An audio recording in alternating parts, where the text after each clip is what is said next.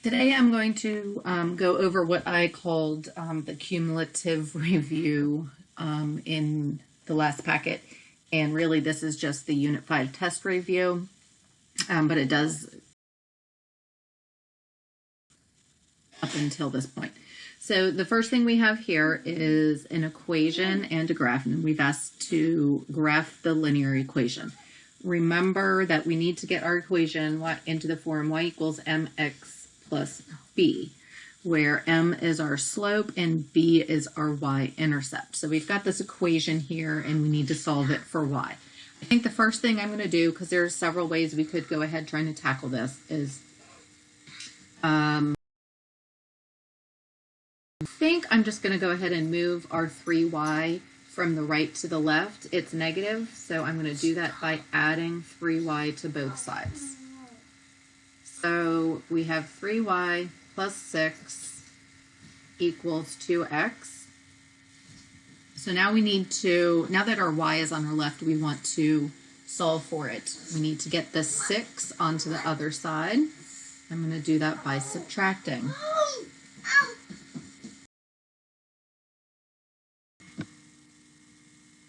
Okay, sorry if you could hear that, you know, doing this with 6 kids and 2 dogs in my house. All right, where was I? I think I am moving my 6 to, sorry, over to the left, to the right, by subtracting 6 from both sides. So we get 3y equals 2x minus 6. Then we're going to divide by 3 to get y by itself, which gives us y equals 2/3 x minus 2. So our y-intercept, that's going to be our starting point. That's our b. That's -2. Stop at -2 on the y-axis. And then my slope is 2/3. This is a positive slope. So we're going to have a line in this direction. So I'm going to go up from my starting point, up 2 and right 3. 1, 2, 1, 2, 3. And you can do it again if you want. 1, 2, 1, 2, 3. Do the very opposite. So instead of going up and right, we can go down and left. 1, 2, 1, 2, 3.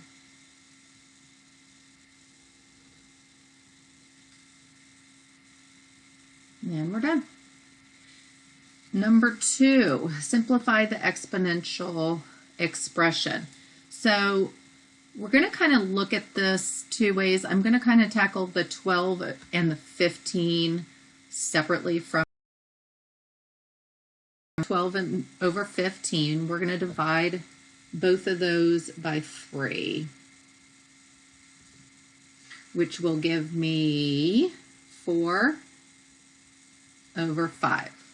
Then we're going to use our rules for exponents, which is when we are dividing, we subtract our exponents. So I'm going to look at my n values. I've got n to the 3 on the top minus the 7 on the bottom, and then 8 minus 3, which gives me 4/5 n to the -4, p to the 5th. And then to clean that all up, we're going to want to keep positive exponents on the top. The top would be where the 4 is, and negative exponents need to go down below a fraction, which would be down below with the 5. So our final answer is 4p to the 5th to the 4th.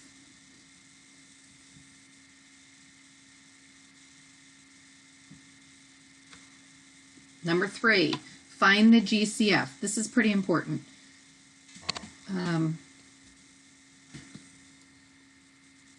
So again, we're going to tackle our numbers separately from our variables.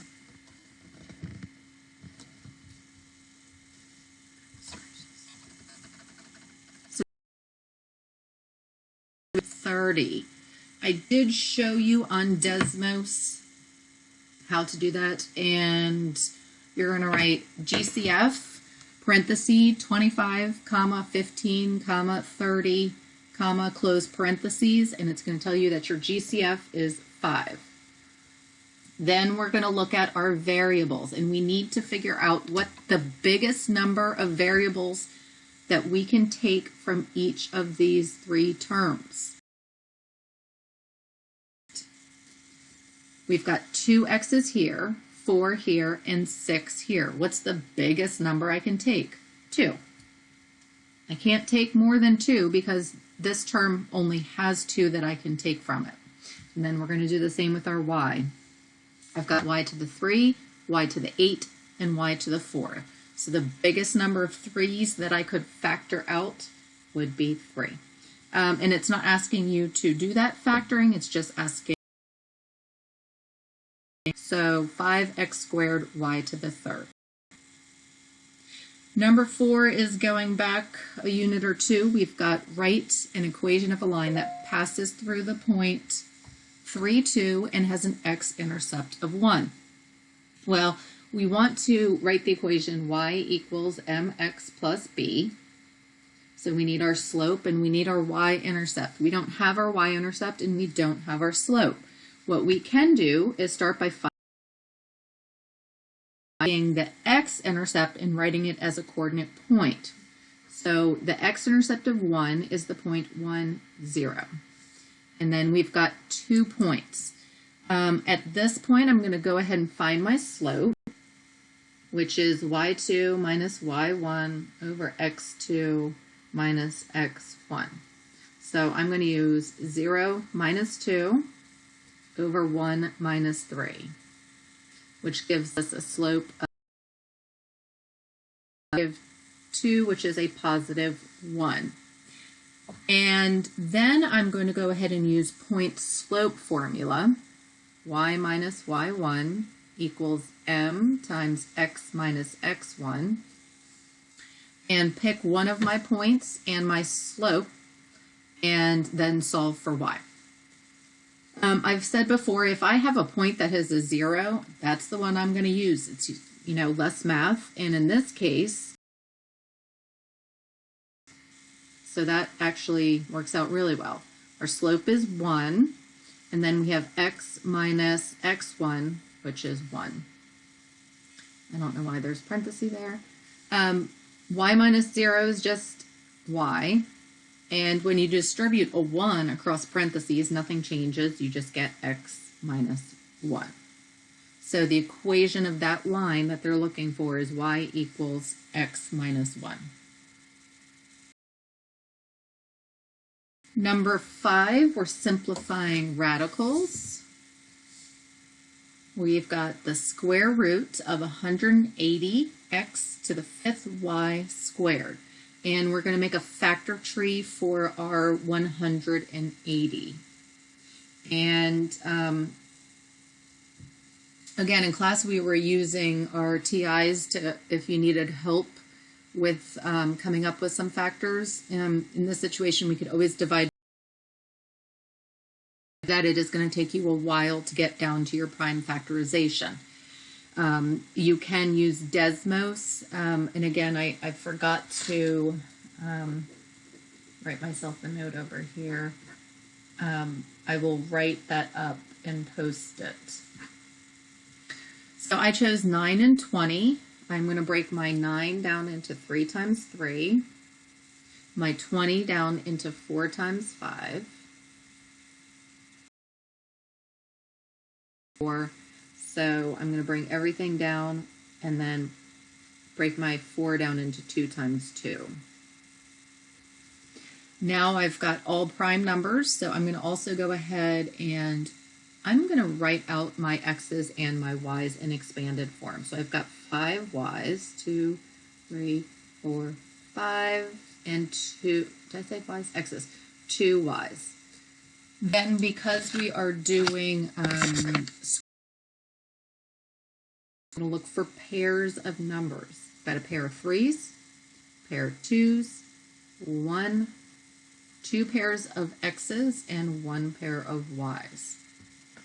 So I'm going to pull out 1 from each of those circled. So I've got a 3, 2, an x, another x, and our y. And then underneath, I've got the 5, an x. Then I'm just going to clean it up. I want to condense and multiply everything on the outside and anything on the inside. So 2 times 3 is 6. I've got 2 x's, so I'm going to write that as x squared. And then I've got a single y, and then underneath we just have 5x.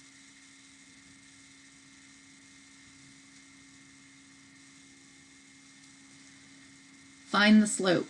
So slope is rise, or the change in y over the change in x. So what we were doing is we're going to start, they gave us dots already, so we're going to start on this lower dot. We're going to count up because we're trying to reach our second higher dot.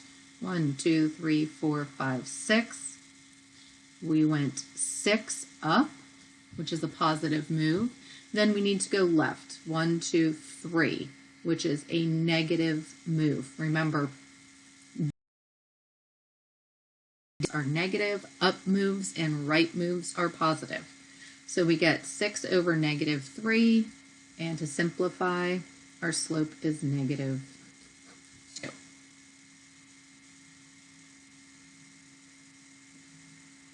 Number 7, back to exponents and rules of exponents. We are multiplying this time.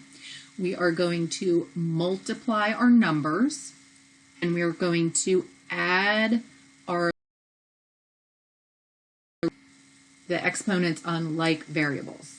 So first, 5 times 2 is 10.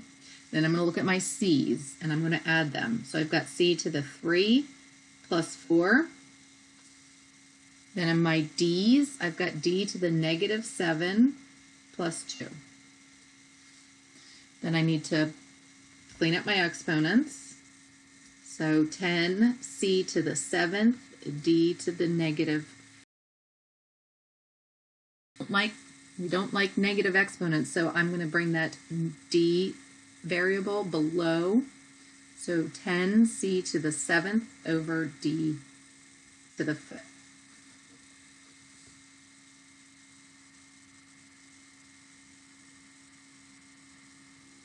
Number 8, we're going back to systems of linear equations.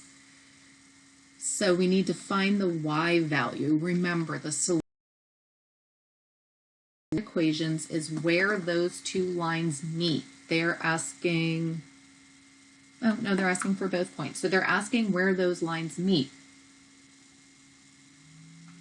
You could always graph those. And remember, in Desmos, you don't even need to solve for y. You can stick those equations in, hover over the point where they meet, and that's your solution. I'm going to go ahead and do it algebraic for elimination. So I'm going to eliminate. I have a 1 coefficient in both of my y places, so I can eliminate those. We have same signs on our y's, so I'm going to subtract. 6 minus 1x gives me 5x. Our y's have been eliminated because we have negative y minus negative y, which is 0, minus 3, which gives us negative 5. Then we just need to solve for x by dividing by 5, and x is equal to negative 1. Then to find our y value, we need to take negative 1 and plug it into one of our equations and solve for x. And I'm going to take this one here. So x is negative 1. And I'm going to add 1 to both sides, which gives me negative y equals 4. And then we just need to get rid of the negative sign by dividing by negative, and we get negative 4. So, oh, it did only ask for the y. Anyway, the solution to this system is negative 1, negative 4. but the y value is -4.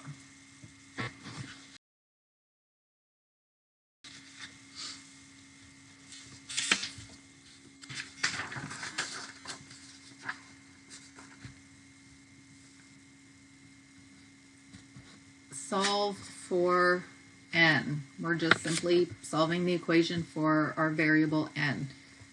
Couple ways you could go ahead and do this. I'm going to move the 2 first away from our n term, so I get -6 equals n over 3.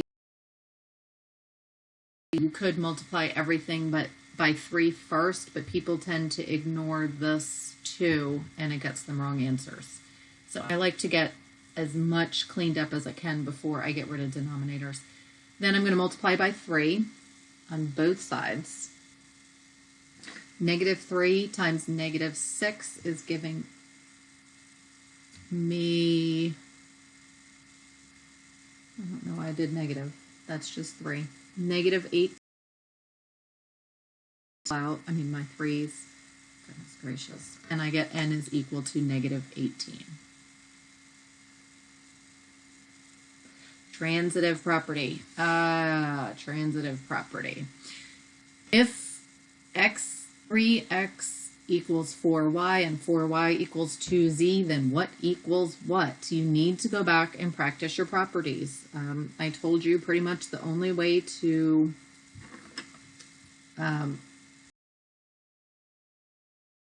practice them.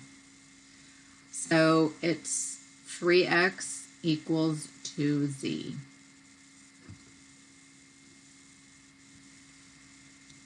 Solve the inequality. The only difference between inequalities and equations is making sure if you multiply or divide by a negative number, you flip the direction of your inequality. So starting off, we're going to distribute on both sides. -2x plus 5 is less than -x minus 3.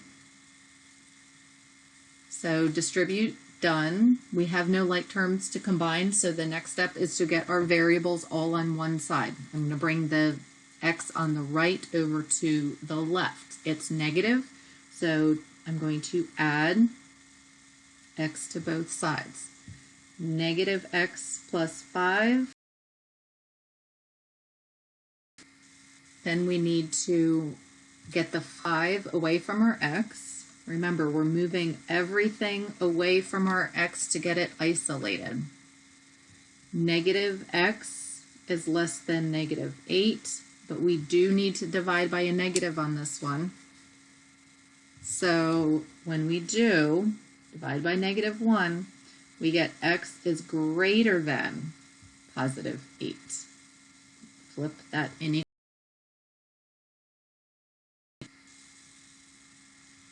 Number 12, back to exponents. Remember, this power gets distributed to everything inside that parenthesis. And when we do that, we multiply our exponents. But please don't forget, this becomes 5 to the 3rd power. We're not multiplying 4. Then m to the -2 times 3 and n to the 4 times 3. So 125, m to the -6, n to the 12th. And then because we don't like our negative exponents, I'm going to bring that m to the -6 and bring it below as a fraction. So 125 n to the 12th over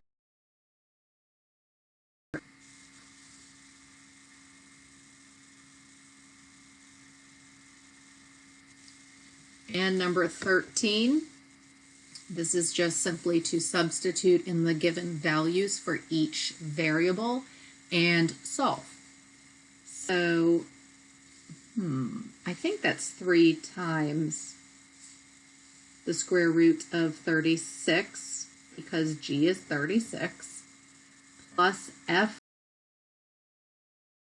big rule, Stick that -3 inside parentheses. If you don't, you're going to get the wrong answer. Square root of 36 is 6, so we've got 3 times 6, and -3 inside parentheses squared is going to give us a +9.